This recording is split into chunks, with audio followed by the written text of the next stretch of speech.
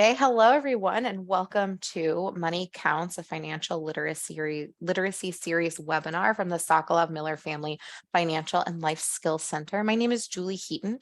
I am director of the center. A little bit more about the center for those of you who have never come to one of these webinars or heard of us before. We are a team of financial literacy and wellness educators that serves the entire Penn State community. We provide a lot of services to the community that center on financial wellness and life skills basics. Some of our key services are one-on-one appointments, group presentations, webinars, self-study modules on our website, financialliteracy.psu.edu. And also we have a mentoring program, as well as some exciting new workshops that are coming this spring. So in essence, we're a hub to provide a lot of resources to students, faculty, staff, alumni, prospective students, and families. Most of our services are available to all of those folks. These webinars are some of our most popular services that are available to families, faculty, and staff. So whoever you are, we're happy that you're here. I also wanted to start with a poll because today we're going to be talking about salary negotiation.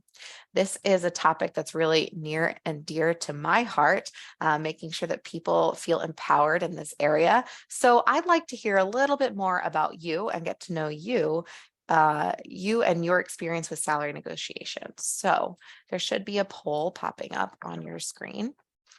Please answer those 4 questions.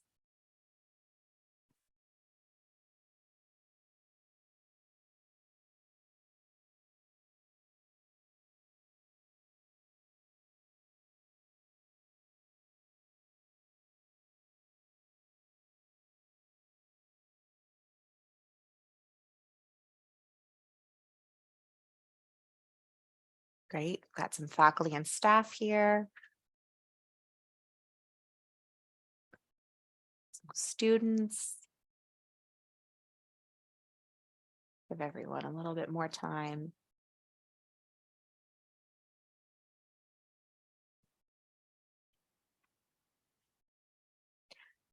Great, folks are all over the place with why they haven't negotiated salary, about 50-50 so far on if they've negotiated before.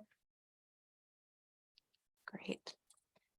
All right, let's kind of look at this. So we've got a whole mix of folks here today and about 50-50 on whether people have experience negotiating their salary.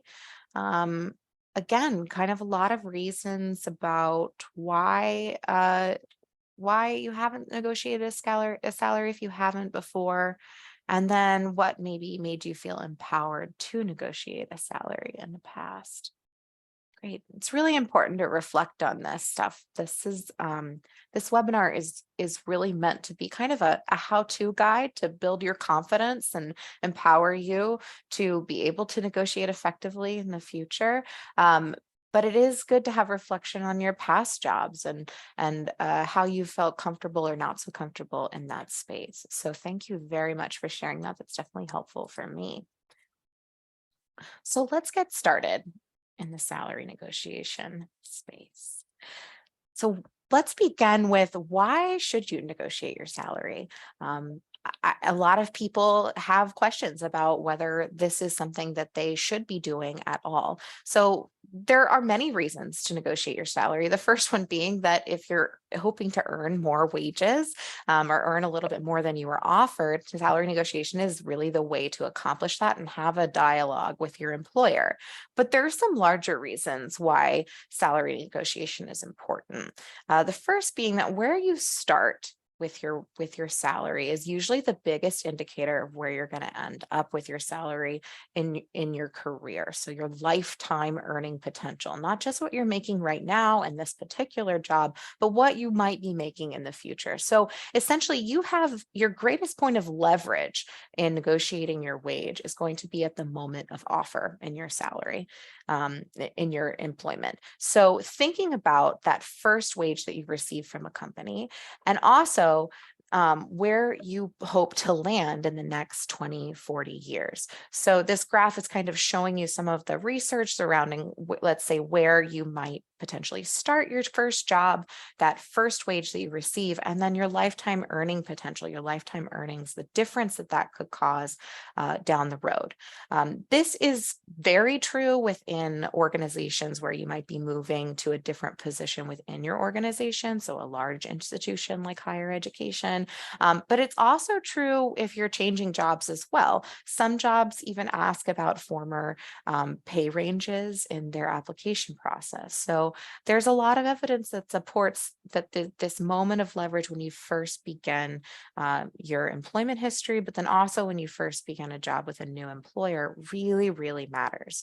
The other reason why salary negotiation is critical is to close the gender pay gap and the pay equity gap. So what I mean by that, if you're not aware of what the pay equity gap is that women earn about 52 cents for every dollar that a man earns in this country. So this pay equity gap gets even worse for BIPOC women. So Hispanic and Latina women earn an estimated 58 cents on the dollar for as compared to men. Black and African American women earn an estimated 63 cents. That's a pay gap of 37 cents on the dollar. To close this pay gap, we really need to empower women, everyone, but especially women, to negotiate and to support policies that promote equity and transparency. This presentation is really about the empowerment piece, right? So making sure that we have the skills and we're equipped to negotiate. It is not going to cover how to increase or support policies that promote equity and transparency. That is a different side and equally important to closing the pay gap. But we want to make sure that we have the individual skills to negotiate wage. It is not just because the pay equity gap primarily affects women. That does not mean that men should not be aware of how to negotiate their wage effectively. It just means that we need to be especially cognizant if we are managing managing women, and if we ourselves are women, and how we can effectively manage that conversation with our employers. So that's why it matters. Let's move into what the skills are to negotiate a wage. So what we're going to work on today is building out your portfolio, knowing yourself and expressing your value effectively, how to look at market research based on other salaries in your field, how to prioritize what you're negotiating for, and then also how to secure your offer. So to actually have some of those critical conversations.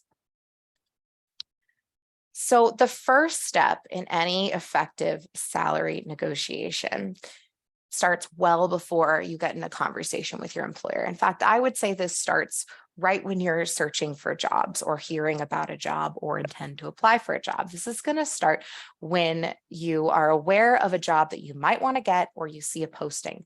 One of the first things that I do and that I recommend folks do is they go and they get an idea of what the market is paying for that type of job. Where do we do something like this? Some of my favorite sites for figuring out market-based salaries are listed on the screen right now.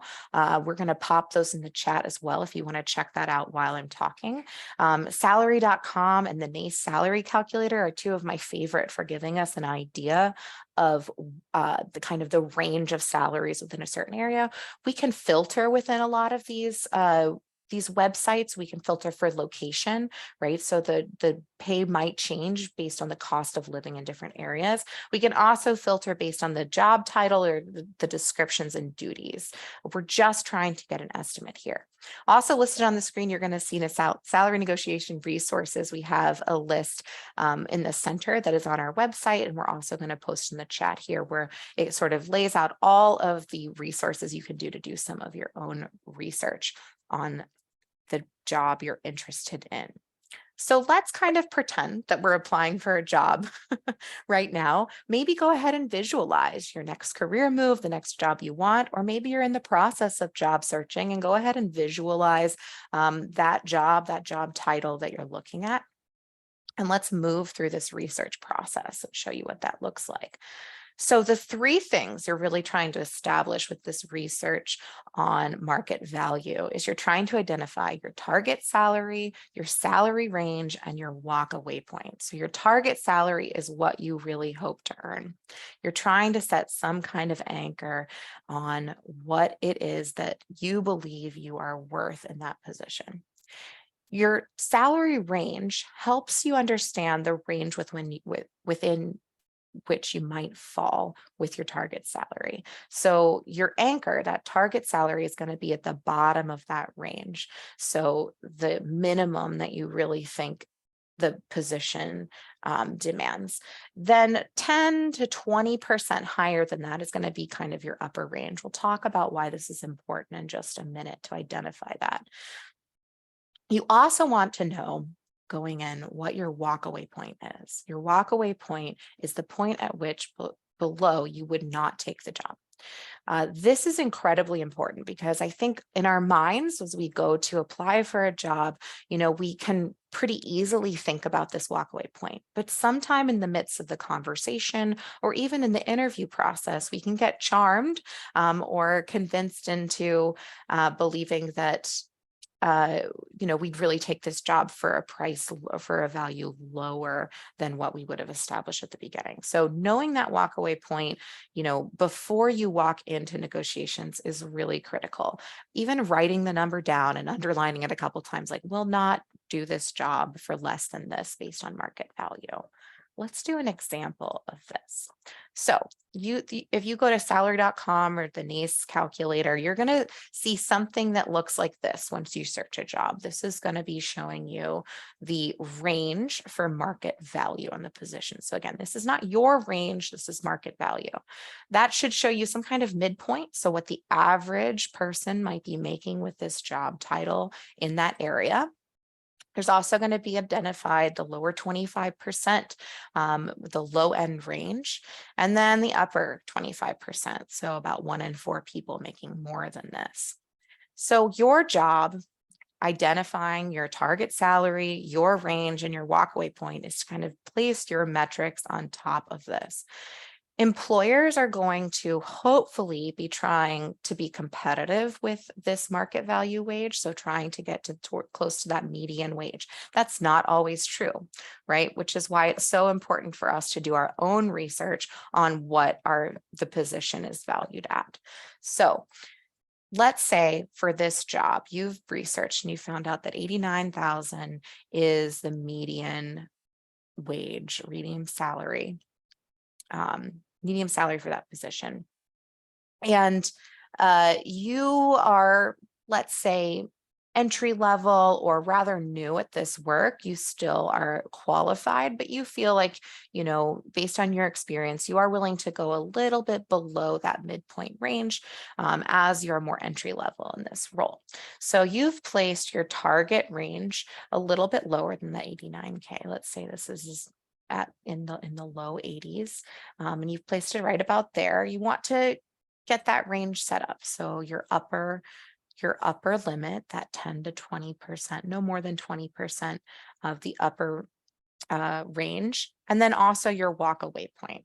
So this is really up to you, right? It has to do, you can definitely calculate this based on cost of living, what you absolutely need to make in order to meet your savings goals and your and your budgeting needs. But that walkaway point, again, you want to set that well before you enter into negotiations. So you're kind of overlaying your range on top of market value.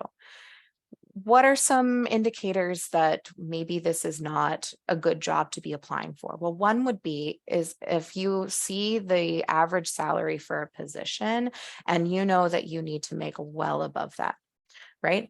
Another one would be, maybe you are doing your research and in the process you find out that the position, let's say they've posted it at well below the market value range. It's still up to you if you apply for that position, but knowing that before you get yourself into a lengthy interview process would be really good. So set these targets for yourself and do the research before you enter into the salary negotiation space. It's important to remember that when we talk about salary negotiation, we do tend to focus on salary, but negotiating for other pieces of your employment package can be just as important. Especially recognizing that there are industries where it is really hard to negotiate salary based on really strict pay bands. In situations like that, you can still negotiate, and it is important to still negotiate. But you might have to negotiate for other pieces of the employment package. So listed on the screen are some really important things to consider in your research phase of what you're really looking for as a package of this employment opportunity. Flexible work is an example of something that's become really popular to negotiate. Writing this stuff out, just like you'd write out your target salary, write out your ideal working conditions, your ideal relocation costs that you would need so that you go into these conversations about salary prepared. What I want to shift to now is the skill of learning your value and understanding your value.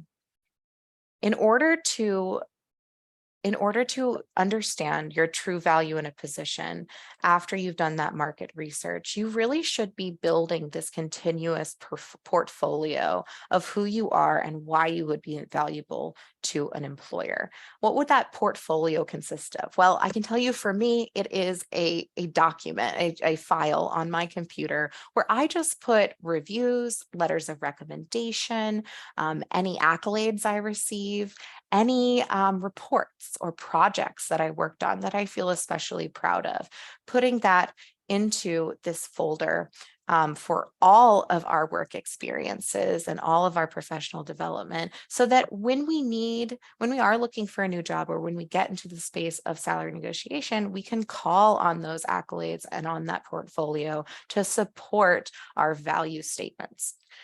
So if you don't have something like this, I really encourage you to take a look at some of the past jobs that you've had and what you might be able to pull into your portfolio from that experience. This is going to look different for everybody, right? So some jobs are a little bit easier to extract portfolio items. So let's say you're a journalist, and so in that way your writing experience and where you've been published might be sort of the obvious things to put in your portfolio. There's other jobs that you might have to get a little more creative. You might be looking at recommendations from your boss, or maybe employee of the month reward you received, or looking at certain metrics of maybe increased sales, things like that. These portfolios are the foundation on which we pull from to create a value statement about that work that we did. Our value statements consist of an accomplishment, a skill, and a result. So let's give an example of what a value statement for one of your previous jobs might look like. So in my current role as part-time server, I increase sales by encouraging students to host fundraisers with us. So this is an accomplishment, something that you've done. To accomplish this, I used my organizational and networking skills to create a project plan and contacted student organizations and Greek life. This is a skill. This is something that you were capable of doing with your unique skill set, your unique abilities, and how you kind of leverage that ability to accomplish something. And then listing the result. Why was this important to you? Why was this important to your employer? What did you provide? What asset did you provide? As a result, I was promoted to shift supervisor after 6 months and was voted employee of the year. You can see how a portfolio, you could have extracted this information from a portfolio. Go ahead and think about what your value statements are for your last 2 jobs. We're going to do a little activity here. So take a minute, think about your last couple of jobs, and go ahead and practice that. I'm just going to pause for a moment, give you some time to think about that. If you need a little bit of help, I've got a little Mad Lib at the bottom of the screen where you can sort of fill in your accomplishment, your skill, and the result. If you want to as well, feel free to share in the chat if you would like to write this out, share yours with others, your value statement with others.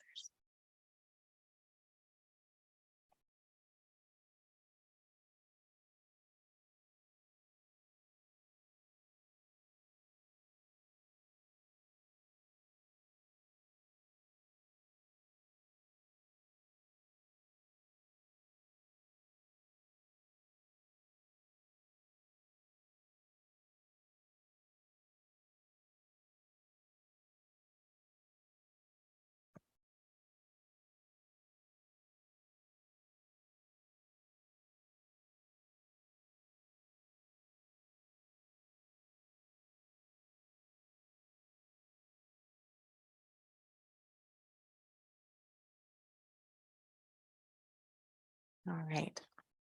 Hopefully you're getting a chance to jot some things down. Again, please share these in the chat if you're willing to. Maybe leave out the title if you would like to remain a little bit more anonymous.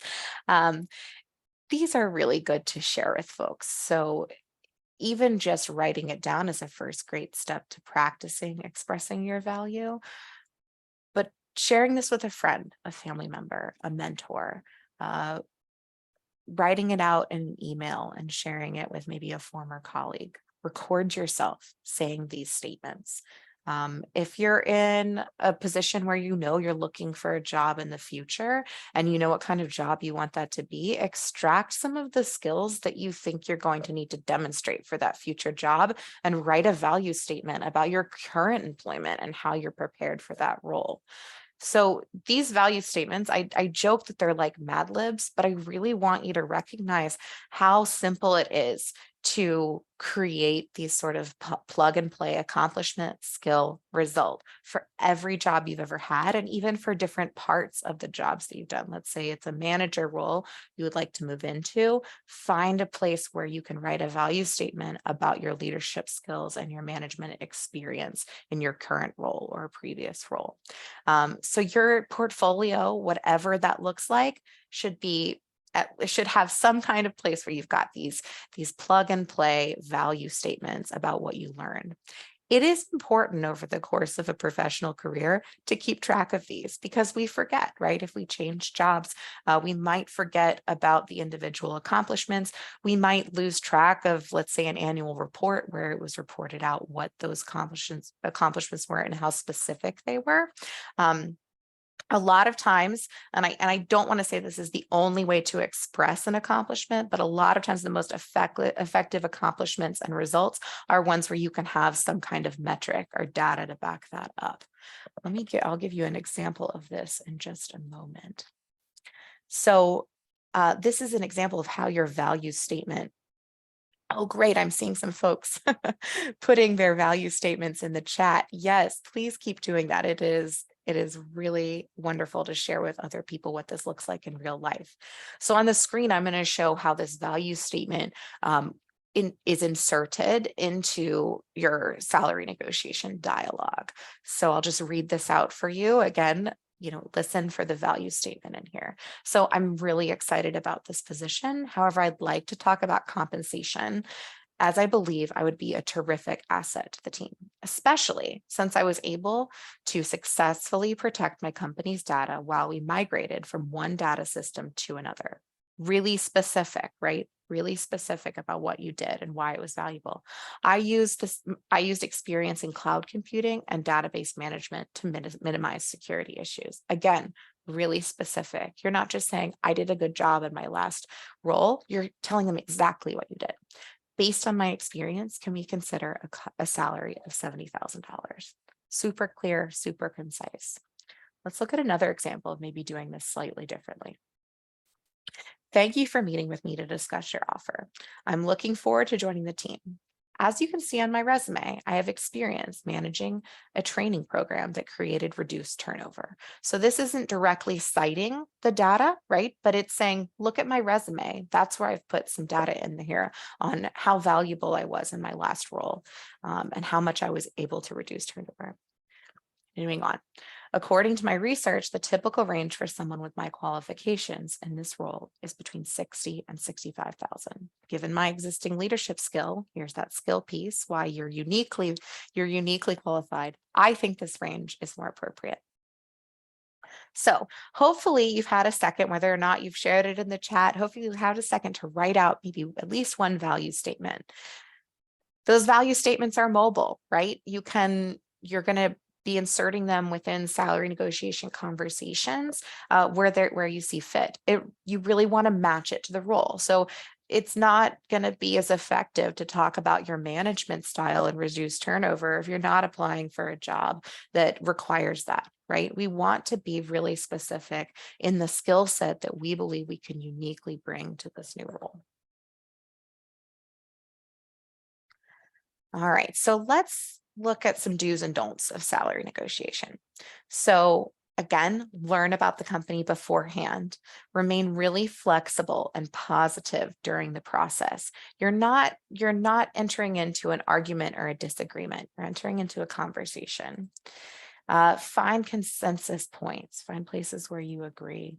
Use the market research, right? That is a really valuable tool for you to say, what I'm asking for is well within the bounds of that market research.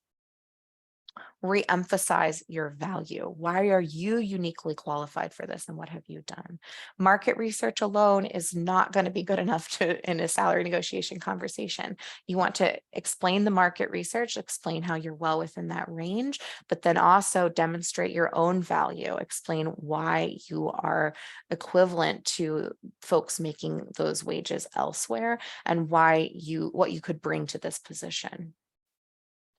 And then anticipate questions or reservations. That's also where doing the research on the organization you're going to work for is really critical. If there's pay bands that are available at where you're planning to apply, make sure you know what pay band this new position is going to be in. That'll give you a lot of information. So you're going into that conversation with an employer with as much information as they have.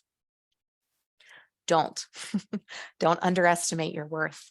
Right? This is why we practice having a portfolio of our experiences and having those value statements locked and loaded, ready to share with others.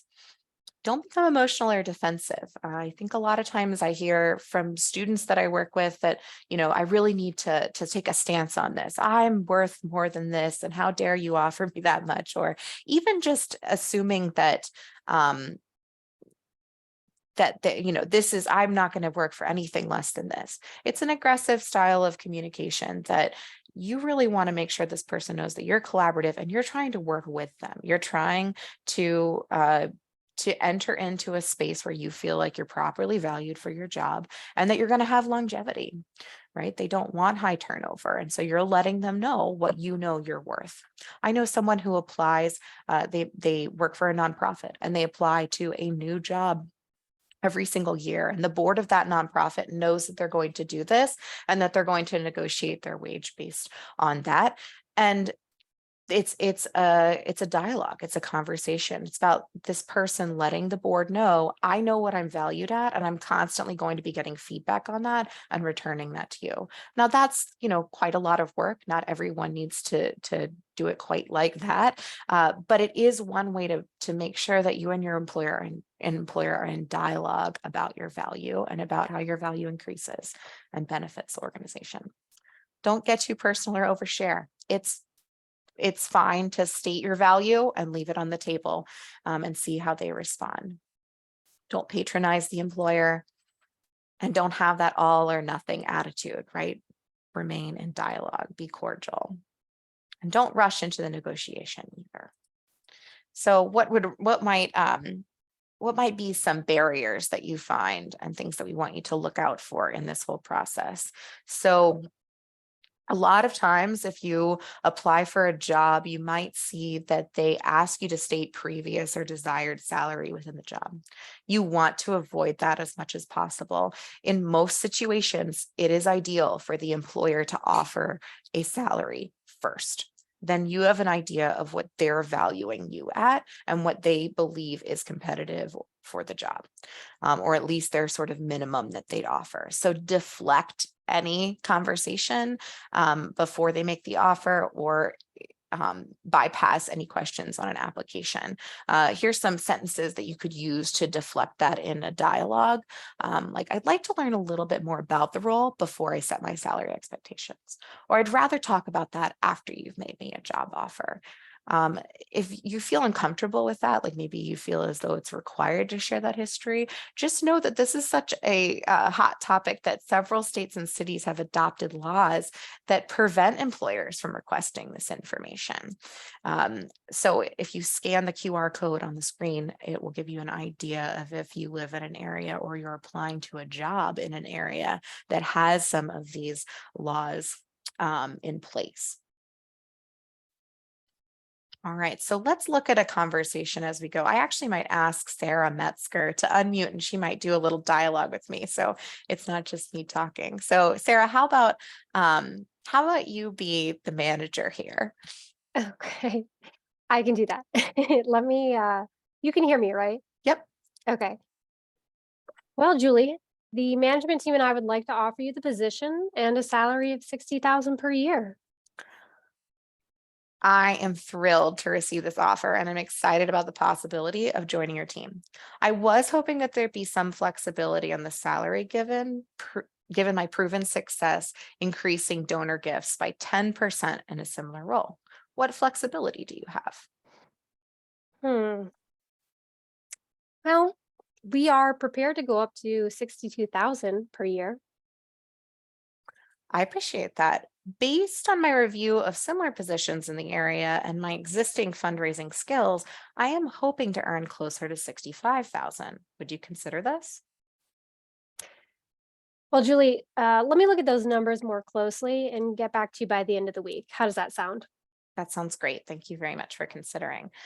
So obviously, Sarah and I deserve an Academy Award for that performance. But what I want to demonstrate here is that this can be a really cordial conversation. As a manager myself, and I expect salary negotiation, and I look for it, and I really hope for it as well, because even if you're unable to offer whatever someone is asking for, or an increase at all, it is important to know that someone knows their value and that they're thinking about their value that they're bringing to a role.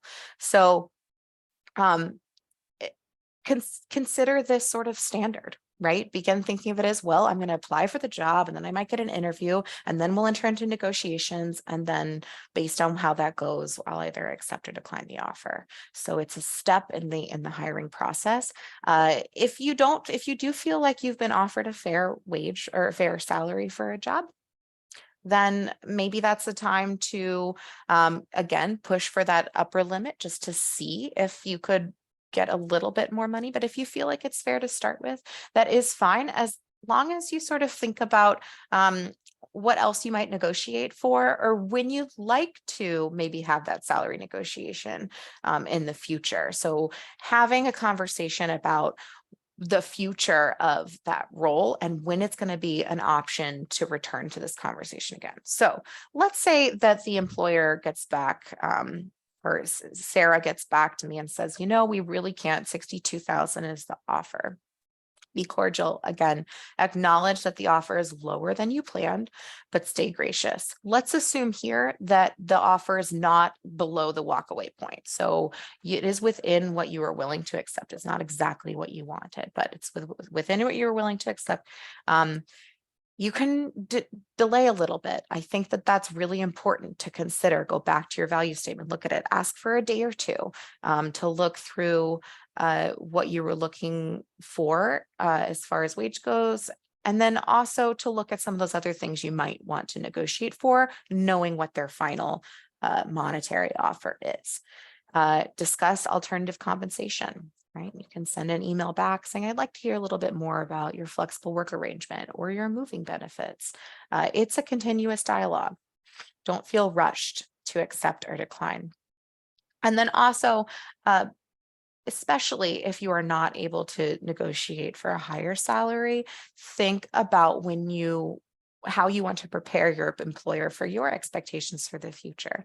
Ask about if there'll be another time at which in the future you would be able to have this conversation again. Ask if there are certain credentials that they're looking for that would get you closer to that market value. Make sure that you are being transparent, just like in any conversation with the employer, about what your expectations are and that you know what their plans are as well. So that's a quick overview. I hope we have some questions. We have about 20 minutes left. So to review, we are happy to help you in building out some of these value statements and skills. Feel free to schedule a one-on-one appointment if you're an enrolled student. Also check out our self-study modules. We also have a mentoring program if you are interested in being a mentor or mentee, and we have workshops as well for review. But get in touch with us if you'd like more resources. Again, Jackie has put in the chat some of those resources for you to check out on salary negotiation and finding out your market value.